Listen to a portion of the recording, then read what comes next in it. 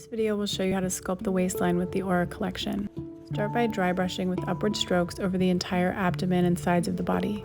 Then apply the Aura activator and the Aura oil and work it into the skin thoroughly. Now you're ready for gua sha with the Aura stone. Start with the wavy edge, hold it with 2 hands, and work up the sides of the body with firm pressure. In addition to sculpting the waistline, this movement will also open the gallbladder meridians, which can be prone to blockage and cause irritability, frustration, and anger. Once you've done several strokes along the side of the body, begin moving inward towards the navel and work along the entire belly in an upward motion in this way. The reason that we're opting for upward strokes on the abdomen in order to sculpt the waistline is for the lifting benefits that it provides.